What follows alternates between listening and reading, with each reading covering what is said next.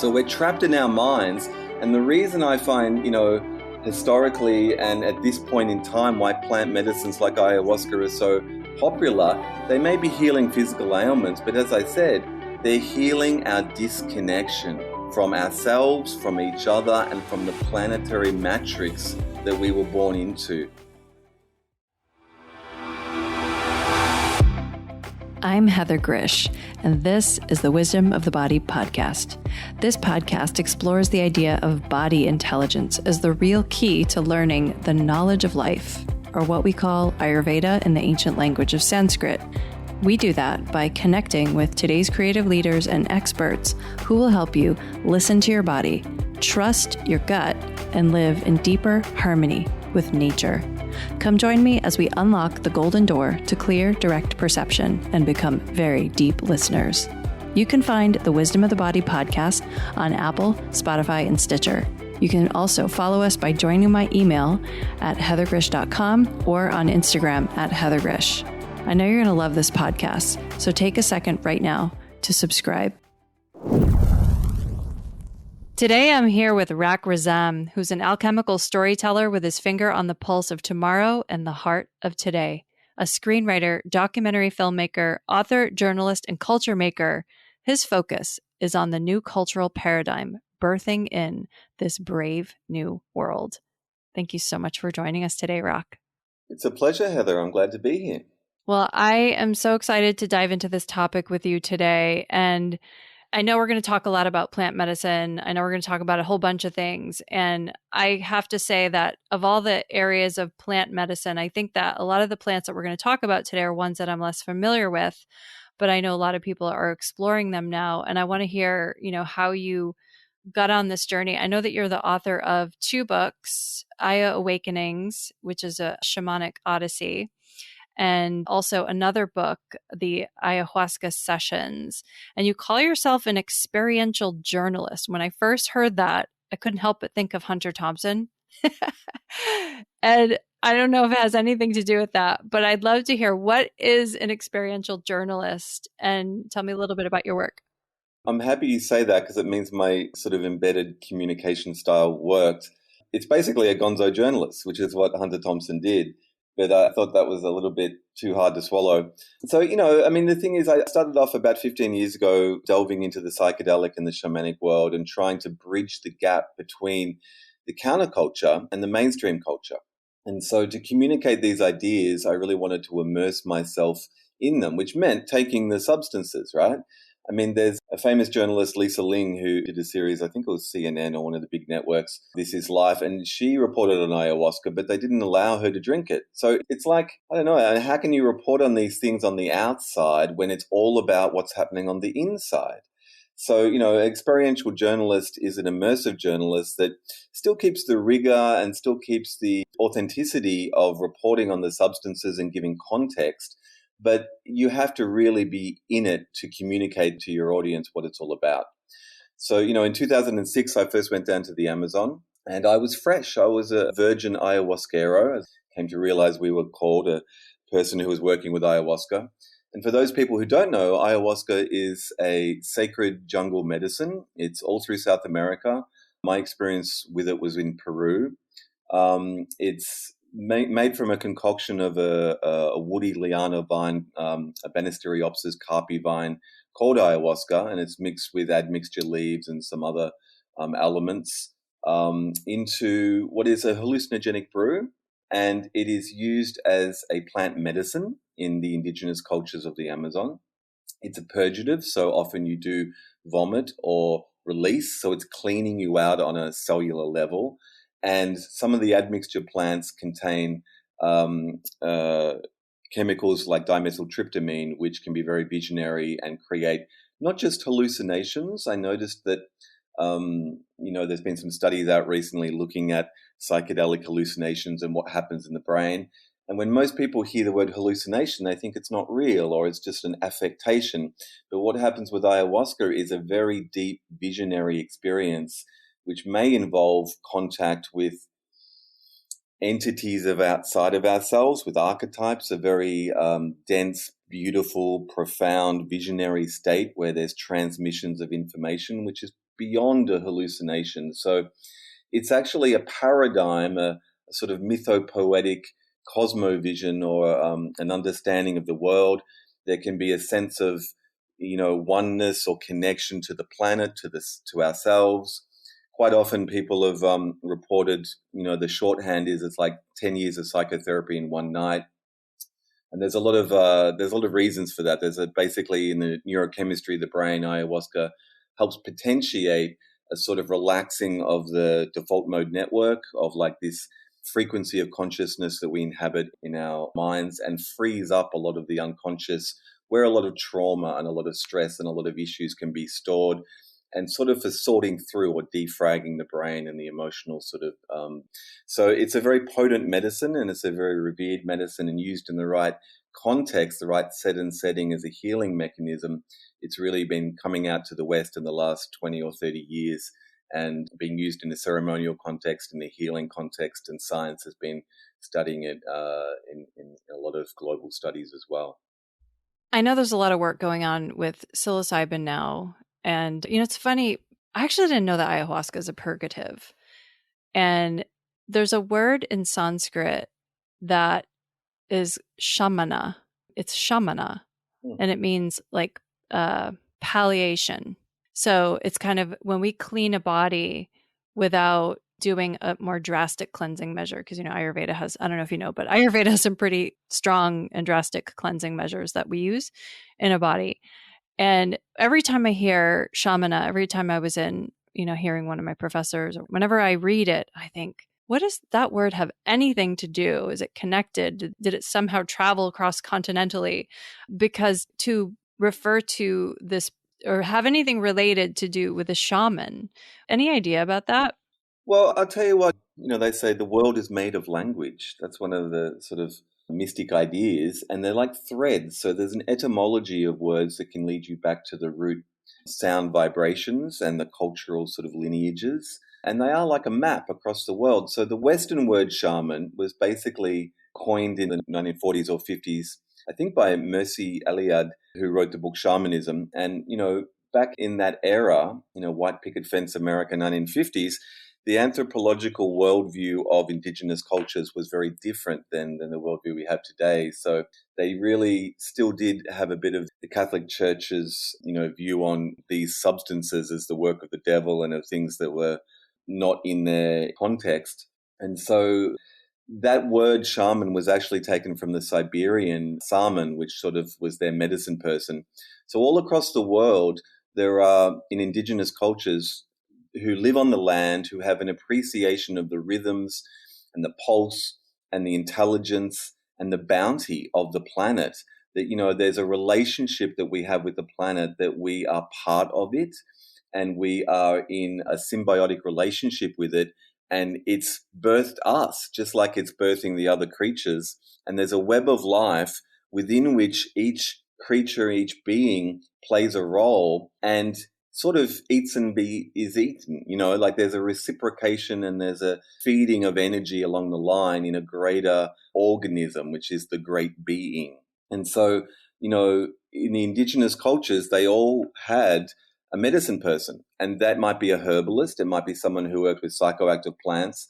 Most places around the world have had psychoactive plants as part of the landscape, and there hasn't been this Western cultural post-1960s or 1970s sort of war on drugs mentality, which is sort of still inherited from the Judeo-Christianic sort of, moralistic frequency, that indigenous cultures understand it's all nature.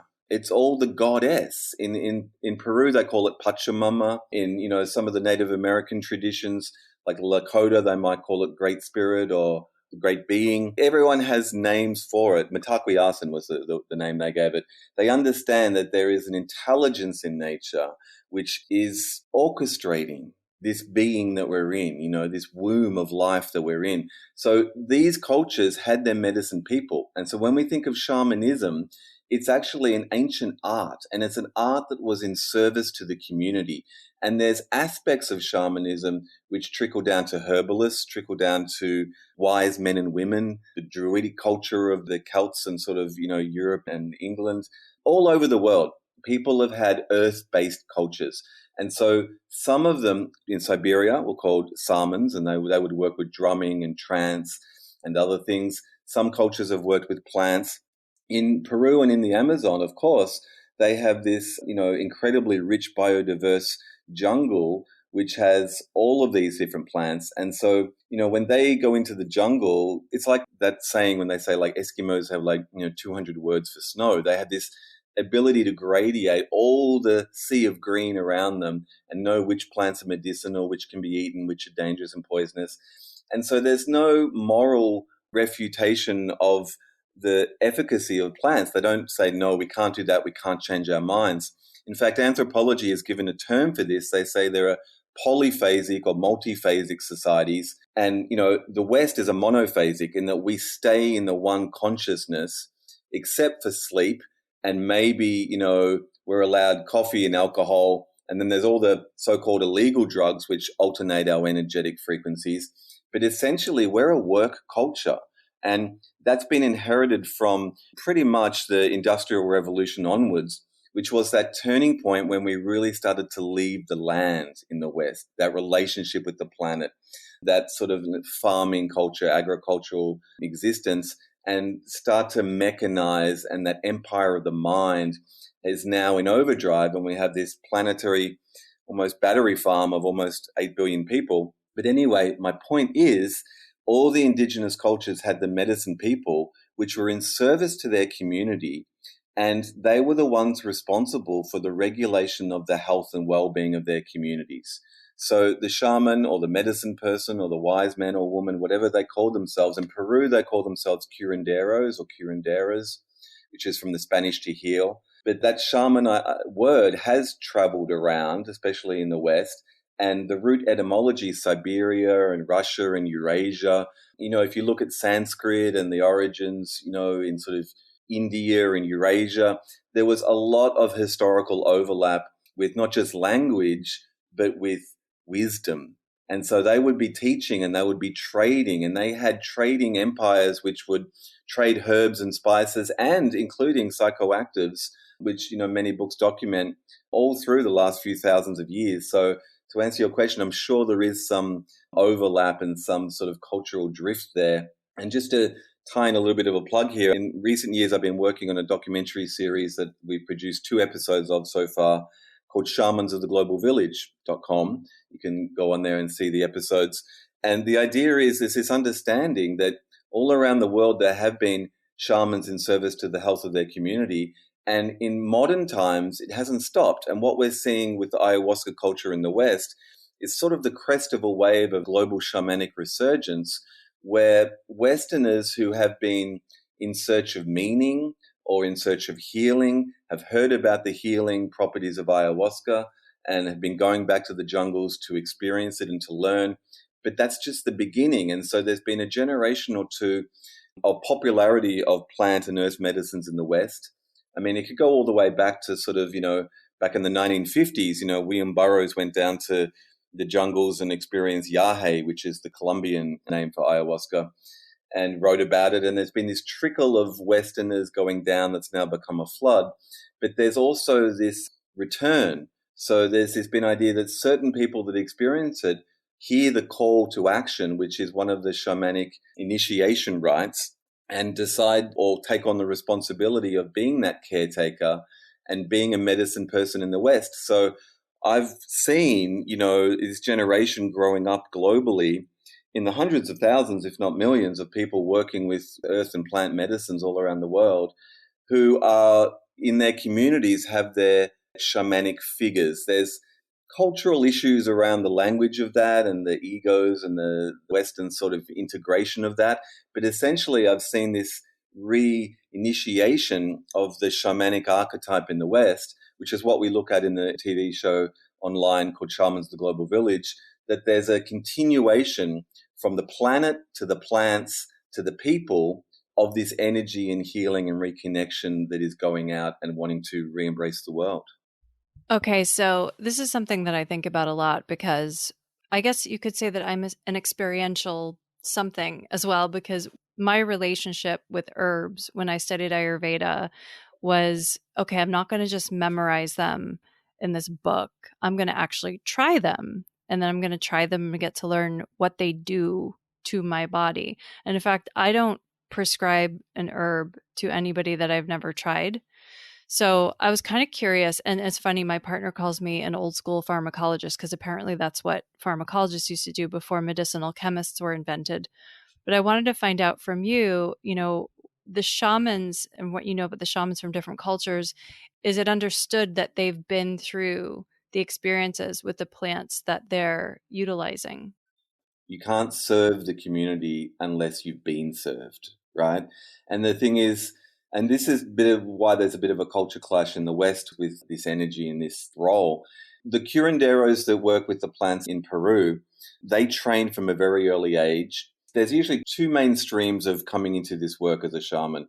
Basically hereditary, that, someone in your line has been a shaman and sees that as a young child you have the potential to work with these medicines, or there's an initiatory sickness and an incident where you sort of have either a near-death experience or a sickness that you get better from, but in that healing, you're called and you realize that you can heal others as well. And so in the hereditary route, they often work from 8, 9, 10, 11, 12, from very young ages. And it's not that they're, say, drinking ayahuasca. That's not what it's all about at all. This is a very deep subject, ayahuasca, and it often gets a cursory treatment in Western short articles and media. But essentially, it's just the tip of an iceberg for a relationship with the entire plant kingdom. So the curanderos, there's all these specialities, and they call it the science of curanderismo. And for them, they might know and work with thousands of medicinal plants, and ayahuasca might be just one of them. Ayahuasqueros specialize in ayahuasca. Vegetalistas work with all the different plants. Tabaqueros work with the healing powers of tobacco for divination and healing. There's multiple sort of variations in the same vein as like a GP or a podiatrist or something, in the West. But essentially, the first step is to do what they call a dieta. And a dieta essentially is a purification process. So the young initiate will probably go out into the jungle and be supported by the tribe or the grandfather shaman, something like that. But they'll do a diet, and that means essentially, and this is what happens with people who are committed to working with ayahuasca in the Peruvian system as well, is that you basically reduce or give up sugar, salt, oil, meat, alcohol, anything that's clogging your system, all the things which are energetically and physically affect our system. And you're essentially purifying back to your default settings. And that is specifically to be sensitive enough to then communicate and hear and work with the spirits in the plants. So in the indigenous Amazonian cosmovision, their world paradigm, their understanding of life itself, they believe that everything has spirit, everything. I mean, it's similar to exactly the same as the Andean cosmovision as well, and many animist cultures all around the world. Everything has a consciousness, a spirit. Maybe it's a different frequency. And coincidentally, I've been tracking this as well. There's quite a few plant scientists. One of them who I really respect is an Australian scientist called Monica Gagliano, who wrote a book, Thus Spoke the Plant. And I think it was a New York Times bestseller. She's done a lot of work with plant experimentation and looking at the ways that they exhibit consciousness itself and the way that they have an intelligence. And people usually in the West go, well, if things don't have the same brain structure we have or that mammals have, how can they have intelligence? And the thing is, you got to look into this. I mean, it seems like the scientific paradigm is coming around to an understanding that the vegetal kingdom does have an intelligence, which is what the indigenous cosmovision says. So when they're training, what they're doing is they're establishing a relationship with the plants and with the ability to hear the plants and work with the plants.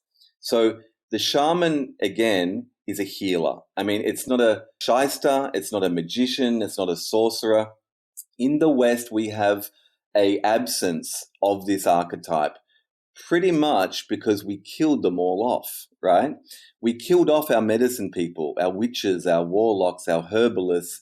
Hundreds and hundreds of years ago, all through Europe, we had all that terrible killing. You know, they say maybe even up to 6 million women died in the purges, and mainly they were herbalists, right? People that worked with these healing powers of the plants. And so in the absence, there's been a romanticization of this archetype because we don't understand it, but we crave it and we miss it. And so in the indigenous cultures in Peru, they work with this relationship, and they say that you have to be pure enough to hear the plants. They're always talking. In fact, they're singing, they're singing their connection to the Gaian energy, and they want to work with us. So they form relationships with the spirits and the plants, and each plant has healing properties. And we know this in the West as well. All these plants in nature, and a lot of the Western pharmaceutical industry has patents on and extracts of chemicals from the root plant sort of material. Because, of course, nature can't be patented, but if you extract it in the Western appropriation, they own it and they patent it. So the healing powers of plants are because, we're part of nature as well, and things slot in and things have, it's like that idea of the doctrine of signatures, that everything has a place and everything has a healing capacity, and certain things are good for certain types of healing. So they learn from a very early age to do a dieta, which can be very challenging. It means giving up a lot of things. It also means being in isolation in the jungle and just listening and being open, and then training their energetic system to receive the information. So when an adult shaman does the work, they have all these relationships with the plants, and they might physically work with a physical plant to heal people. They may give a certain plant like Uneo de Gato, which is good for stomach issues, things like that. But here's the thing. The plants sing, and the plants transmit information in their consciousness to the curandero, who can hear and receive it. And so in ceremony, they sing these songs called icaros. And the icaros are vibrational codes, which are the essences of the plants, like the vibrational signatures of the plants. And the vibration of the plant contains the same healing qualities as the physical properties of the plant in their understanding. So in a ceremony working with ayahuasca, the curandero will open the ceremony, will hold the space. People will drink ayahuasca and the shaman will drink too. In olden days, they say, and it's hard because the West changes everything and history is sort of written by the victors, but the current anthropological thinking is that, 100 years ago or less, Peru has gone through a few waves of Western colonial imperialism, of the rubber boom, the oil boom, and now the ayahuasca boom in a way. And so indigenous tribal cultures have been brought to the cities, and, ayahuasca, they think, has been used historically for thousands, maybe tens of thousands of years. But as far as they can tell, they know that some tribes the shamans would drink ayahuasca on behalf of the patient. And it's only really been in the last few generations, when Westerners have come in search of the visionary component of ayahuasca, that the DMT has been really amped up in the brews. But essentially, in a ceremony, the curandero, the shaman, and the people will all drink ayahuasca. And the shaman will then conduct a healing ceremony where he or she sings the songs, the icaros, which are the vibrational essences of the plants, into the bodies of the participants in the ceremony. So they're getting the healing energies of the plants. Separately from an ayahuasca ceremony, a curandero, a vegetalista, an ayahuasquero may work just with the plant materials and give that to people to work with as part of their diet and as part of their healing. But it's a very intricate relationship-based system, which does involve a lot of physical plant medicines, many of which aren't psychoactive, some of which may be psychoactive. Sometimes some of the brews in ayahuasca contain other psychoactive materials as well to potentiate and have an entourage effect. But it's a very respected and entrenched, it's been around for a very long time, relationship with the plant medicines.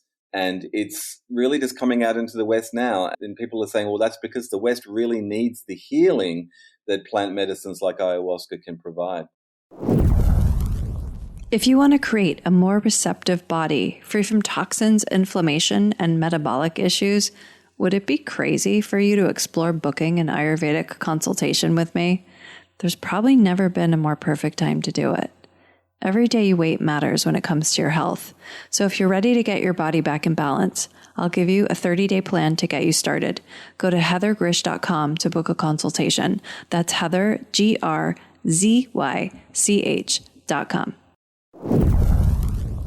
You know, a lot of the listeners they're familiar with Ayurveda, or they may have studied Ayurveda as well. And it's funny, I'm thinking Ayurveda, ayahuasca, I wonder if people ever get those confused. Listening to you speak is making a whole bunch of things that have happened to me in my own life make sense. I'm totally freaking out right now.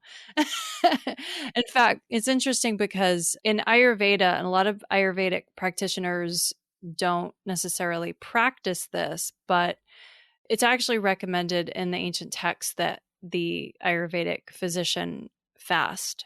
And hearing you talk about the young child going off and doing a fast and creating that body that is a clear vessel for the communication to take place through, it's just blowing my mind to hear that. And it's totally making me understand, why that was in the text, and also making me want to encourage more of my colleagues to be doing that as well. And the other thing that came to mind after listening to you speak was I've been obsessed with this company for a couple of years. I haven't bought their product, but they developed a machine that you could actually hook up to the plant and listen to the vibrations of the plant, and they convert it into a song. Have you ever heard of this thing? Yeah, It's called yeah. like the MIDI Sprout. I don't know if I'm saying the name of the company right.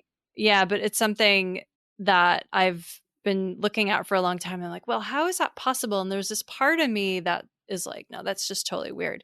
And then there's this other part of me that's like, no, that totally makes sense.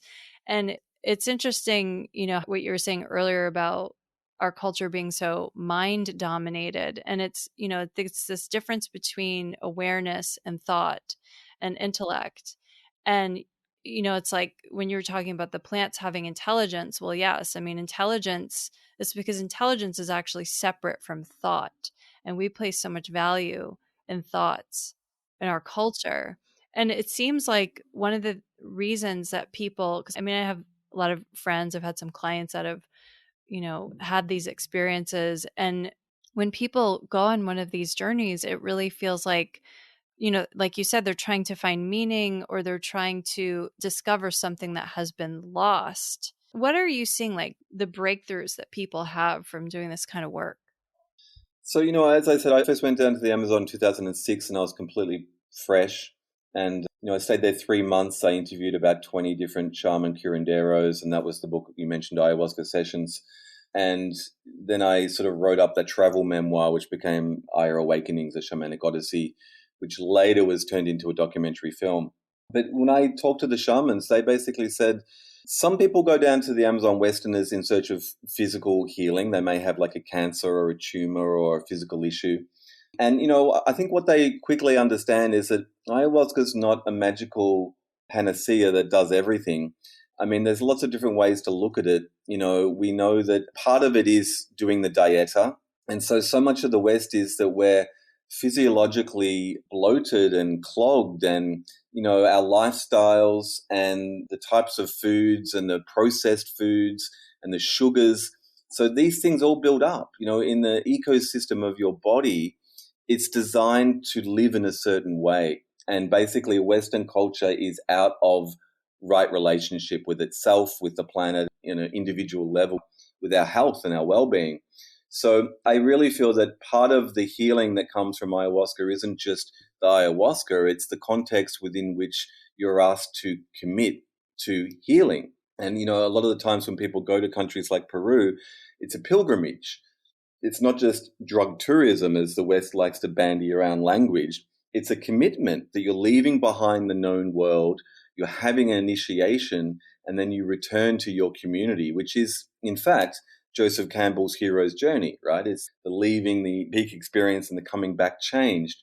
So part of that is that commitment to the dieta and to cleaning yourself out, within which then the body starts to have an opportunity to do its own healing.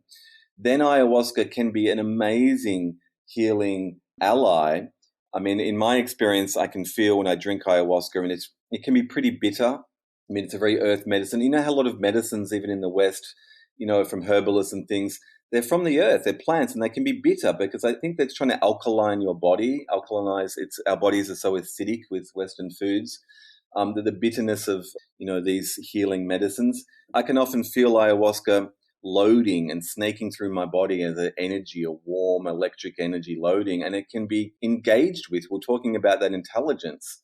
In the Peruvian cosmovision, they call ayahuasca the mother, madre, and she's a great, great healer, but she's the mother who's sort of like, I guess, in the hierarchy of spirits, is representing the planetary mother, Gaia, or the planet Mother Earth or nature. But you can engage with her. I can can you just sort of, direct that energy down to my leg, have a look there. You can feel her working on you just on that physical level. So there's those components to it. But on a deeper level, the shamans told me when I first interviewed them that in context, there's probably a small percentage of people that have a physical ailment, maybe 10, 20% of people going down have a physical reason. But everyone that goes down, the vast bulk of people, the shamans were seeing of Westerners, they were saying they're lost and that they are sick, but it's not a sickness of the body, it's a sickness of the soul, because we no longer recognize our place in the web. We are so separated and we're living in our minds. And even because of that, when we live in our minds, we need to see something to believe it's true because we don't know how to feel. There's a great Canadian doctor, Gabor Mate, who has worked with addictions and addiction therapy for over 20 years in Vancouver. And he started working with ayahuasca about a decade ago and was leading people to Peru to work with ayahuasca in a therapeutic setting as well. But in his work with addiction, he would say that in all his experience, the addict is trying to cure themselves. They're trying to either push away the pain and make themselves feel better, or they're trying to heal themselves with whatever they're doing. And there's a root issue. There's something that's causing their addiction that they're trying to fix. So we don't see it. It's invisibilized. But pretty much in the West, we're all addicts. And what we're addicted to is the mind, is the ego, is the intellect, is the needing to know. And, in some of my shamanic experiences, I mean, it's all about feeling. They say that the Westerners in the ayahuasca experience are chasing the visions because they need to see something to believe they're having a valid experience. But the curanderos said the visions are just a distraction. They're just something to keep that mind occupied while ayahuasca's doing the surgery and the energetic work on you, or, you're being cleaned out. But essentially, it's all about the relationship of how you then feel and how you expand. Like I've spent many ceremonies in the jungle, and I do lead ayahuasca retreats down to Peru every June around the solstice, and we're doing one this year. And, in the jungle, it's amazing. You're on ayahuasca, or in my experience, and it's like there's this feeling of openness. So I often haven't realized how closed I am, how armored I am, how contracted I am to survive in the West, to navigate, to play the game, the rat race. And the mind is always on. It's always on. It can never stop. It's never stopping thinking and planning and protecting me and us, right? Because it feels like that's what we have to do. We're always striving and climbing. And so the mind is on overdrive. It's like our adrenals. The mind adrenals are so exhausted. On ayahuasca, there's this chance to come back down to the body and to come out of the mind and to come into the heart and to come into the feeling and to expand that feeling out into the edges of everything in the world.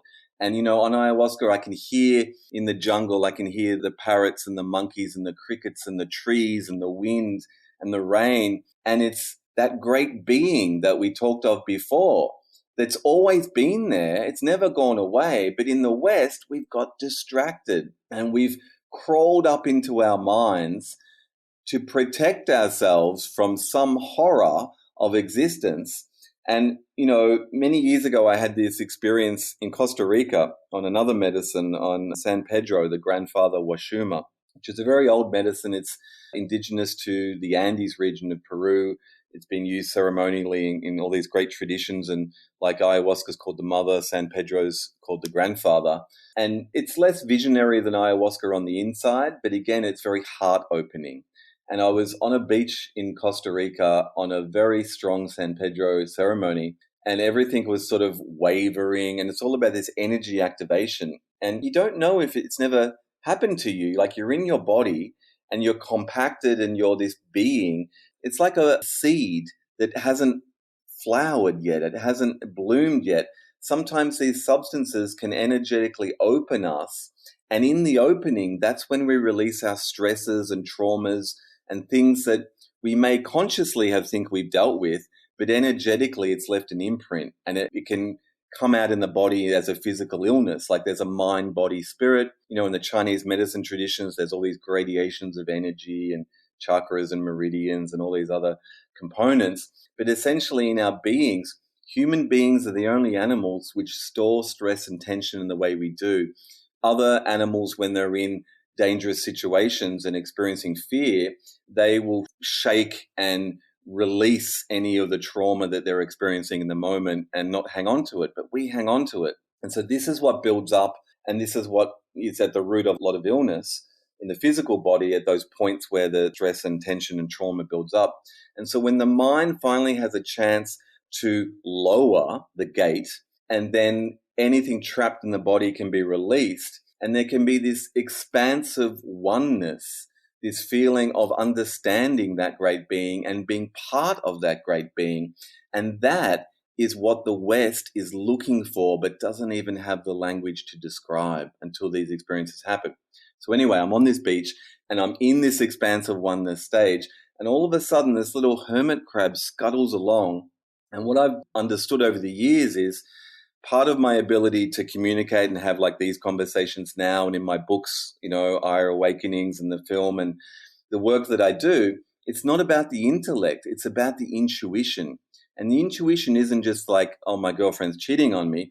It's actually your ability to receive the broadcast signals that the universe and great spirits always communicating, like to hear the plants, to hear and to understand the energy and to receive big downloads. So I look at this crab and all of a sudden I just get this download. It's like, oh my God, it's like, we're the crab, right? It's like humanity is like this crab that has armored itself to protect itself from life. And, I've been doing some research on basically around 12,800 years ago, which is pretty much around as much as recorded history goes as far back. I mean, there is archaeological evidence further back and it's getting pushed back further. But essentially, climatologists and scientists tell us there was an extinction event that happened in what they call the Lower Dryas extinction event. And so humanity basically almost got extinguished. And it's like, it feels like we changed the course of direction, the survivors, and we've come out of nature and we've created culture, which is a cult. And if you think of it, we were talking about the words and the etymology before, you can grow a culture in a lab, right? It's like something which grows. And so we fell into agriculture versus just the hunting, gathering and the relationship, like still in the jungles, there's actually evidence now, you can do some Googles on this, of basically giant 1,000,000+ cities that existed 500-600 years ago in the jungles of South America, where they lived in relationship with the earth, not just as primitive hunter-gatherers, but as like giant city-states, which, planted, basically the Amazon jungle was planted, thousands of years ago by strategic farming to create an environment which would be conducive for food and survival. Anyway, if we go back further, there's some type of event that happened, this extinction event, and we were so traumatized by it that we came out of nature and our relationship with nature, and we started to fear nature, and we started to husbandize animals and work with agriculture. And we, basically we fell into time. We fell into creating his story, what we call history, but his story. And it's been a runaway sort of roller coaster since then, which is culminating in more and more separation from the planet. And as that separation from the planet and separation from ourselves and warring against ourselves, it can be seen through the lens, all of history, as this broken-hearted love story of this connection. Like for me, what the plant medicines and the entheogens and substances, I've done a lot of work with Bufo alvarius, the sacred toad of Mexico, which has 5-MeO-DMT in it. And these substances can reveal the divine within and a oneness with all of creation, which is a love story. And what I imagine is all these, world cultures and these mythologies which have left us maps, which say at one stage, like for instance here in Australia with the Australian Aboriginals, when they say what we Westerners call the dream time, that there was this time when we were more in sync with nature, and not just in our minds, in our hearts, in our oneness, and that there is a way to live on the earth where we are part of that web and we are home. And we lost that. And I think if you've ever been in love and had your heart broken, that devastation, that trauma where you just can't function, I feel that's what happened to us 12,800 years ago. And we fell into survival and we fell into the ego and the mind. And now we've had, 12,000 years of enculturation of living in the mind, of separation, that it feels normal now, but it's not normal. It's actually a defense mechanism. It's an armoring protecting us from that oneness of life, because at one stage we feared it.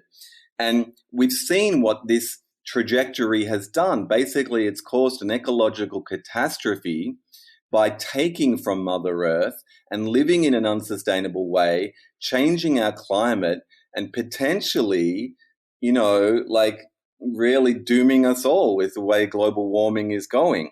So we're trapped in our minds. And the reason I find, historically and at this point in time, why plant medicines like ayahuasca are so popular, they may be healing physical ailments, but as I said, they're healing our disconnection from ourselves, from each other, and from the planetary matrix that we were born into, that feeling of oneness. And these are big claims. And the only way that these words make even more sense is for you to try. And I'm not promoting plant medicines. I'm not saying people should do them. I'm sharing my experiences and of potentially millions of other people which have experienced them, and of indigenous cultures all around the world, that there is something to this relationship with the plants and the medicines and the earth. And that this is part of our birthright that we've forgotten. And that if we want to heal in our fullness, that this is a pathway which is becoming pronounced and available again.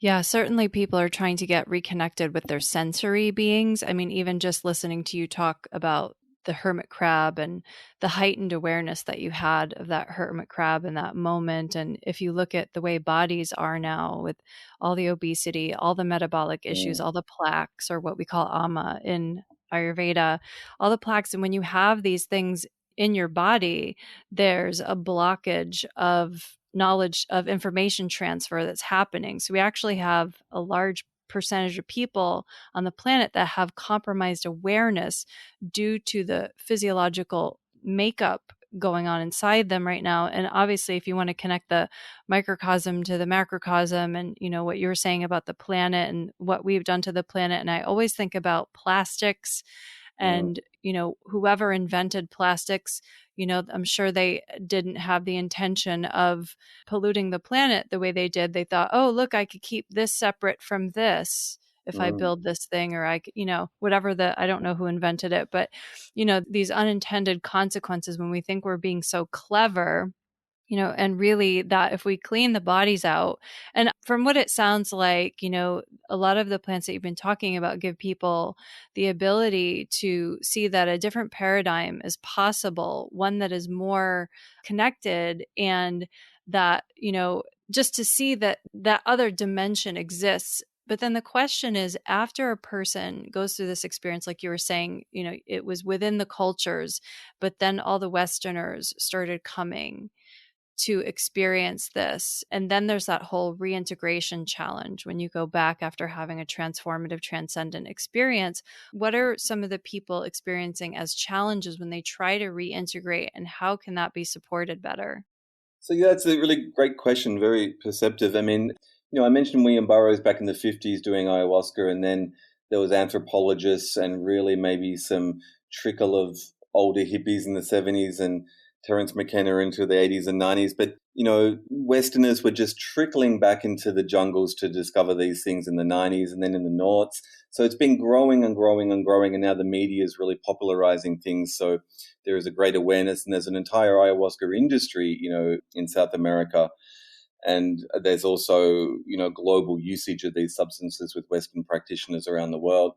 And what we're finding after, say, 2 generations or so of solid plant medicine engagement in the West is that it's not just about the ceremony, right? It's like there's a peak experience in the ceremony, and there's a lot of revelations, there's a lot of healing, but it's nothing without the integration. They say 90% of the work is the integration afterwards.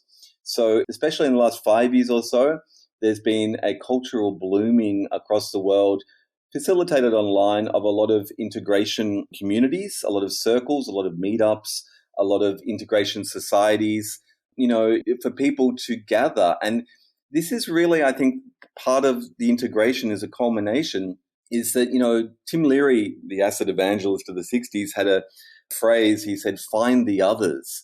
And, back in the 60s, when they tried to create a culture which was counter to the mainstream, because they recognized the mainstream was a death cult, marching to apocalypse, they went back to the land and the communes, etc., and it didn't quite work because maybe they didn't have the maturity, or, I don't know, different issues.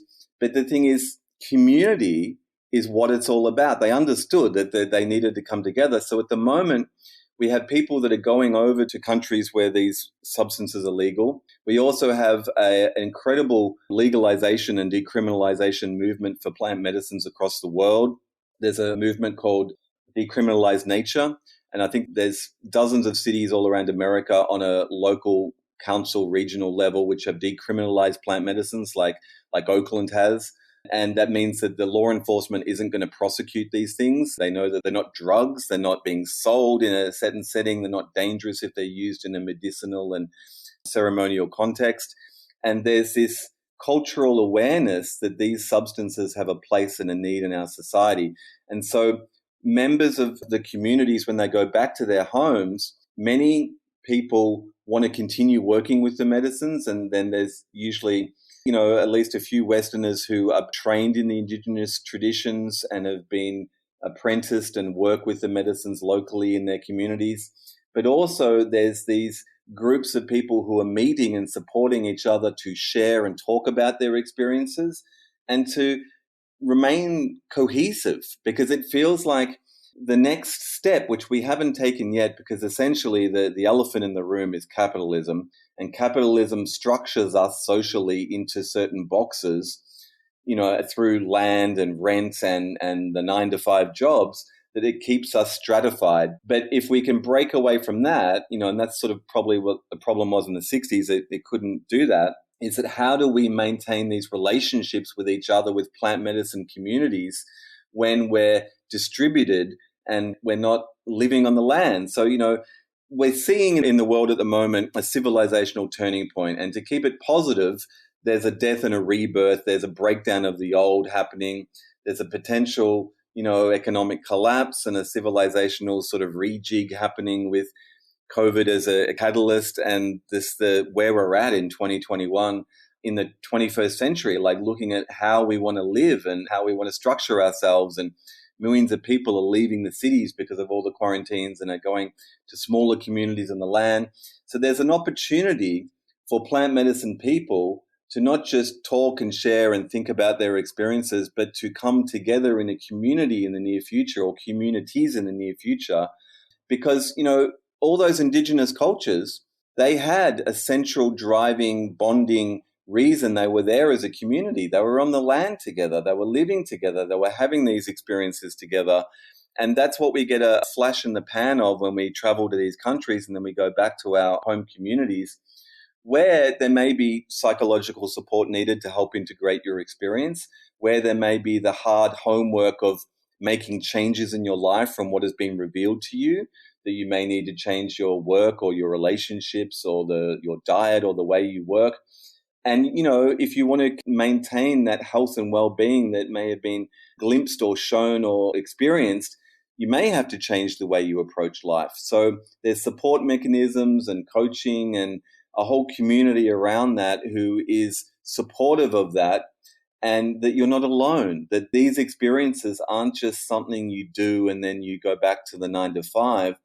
These are experiences which are initiations, which change you and you go back different. And so then that integration is the greatest gift you can give back to your community, is the best you can be. I noticed just how many people were getting into this stuff before the pandemic hit, and it was really starting to surprise me. I was like, wow. And I started to take it as a sign that society was really, really, really, really struggling, because of the amount of people looking for these transcendent experiences. And I keep thinking, because the pandemic has obviously had many negative effects. And I think, some of what you're talking about is also maybe some positive effects about people being able to reevaluate their lives. And I don't know that people have the guidance and the courage to make different choices in the future. And it makes me wonder, will some of this, let's see, cultural plaque that we have going on, will that some of that work itself out automatically because we're in this pause, and then there'll be less desire for people to have these transcendent experiences? Or are we just at the beginning? I'm super curious about that. I think we're just at the beginning, because here's the thing. I mean, it's a big conversation, right? But I love these metaphors like the cultural plaque. It's so true. But the thing is, we're sick. Culturally, generically, to take it as a whole, you could say Western culture is sick, and we see it. We see it in our health and well-being. We see it in our politics. We see it in our division. We see it in our ego. We see it in the rich and the poor. It's sick. It's not sustainable. People are hurting. And so sick people make decisions from that place of sickness and perpetuating a sick system. And so, those people who can get well are still trapped within a sick system, but it's like the first step is getting well. And if enough of us can get well, then we can make decisions from a place of wellness, not from a place of sickness. And from that place of wellness, that's how you start to build a civilization which is equitable and fair and loving and reciprocal and connected to the planet, not just for humans, but for 7 generations forward and 7 generations back. And, we talked about the plastic. That's a perfect example. Everything that we're building from the mind, which is separated, we think it's good, but we're not feeling deeply into the root structure of the web of life that we're in, and we didn't see the repercussions. So if we come from a place of wellness and a place of connection, like imagine, I have this theory. It's like, in Shamans of the Global Village, we say on a ratio in the old days, if there was an archetypal village and they had a shamanic figure, and they say they had 100 people, so one shaman to 100 people, on that ratio where we've got almost 8 billion people, we need something like 80 million shamans, right, to help facilitate the healing of the global village. And I don't believe that specialist role is forever. I believe that at some point in prehistory, everyone was shamanic, right? In the sense that they were healthy and well and connected and had their own relationship with the divine and with the planetary divine and with the earth.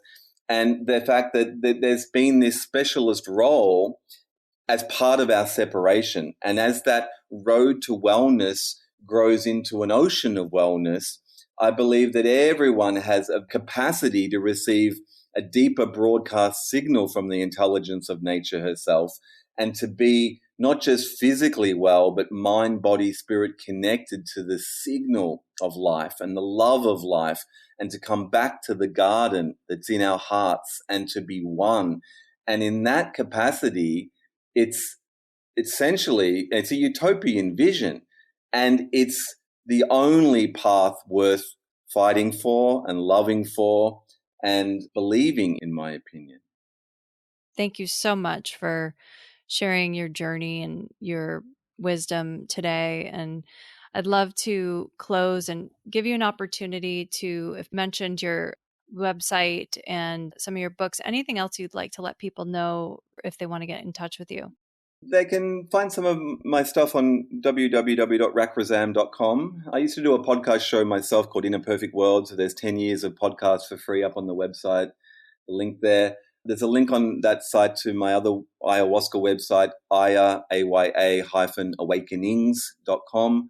And you can see links there to the 2 books on ayahuasca, to the film, which is pretty out there. What we did with the film Aya Awakenings is we took narration from the book, which was my straight downloads in the experiences, like the travel memoir. So it's like this straight download from the heart of the experience translated into film. And there's some pretty deep recreations of the interior experiential experiences in the film, which are pretty profound and transformative.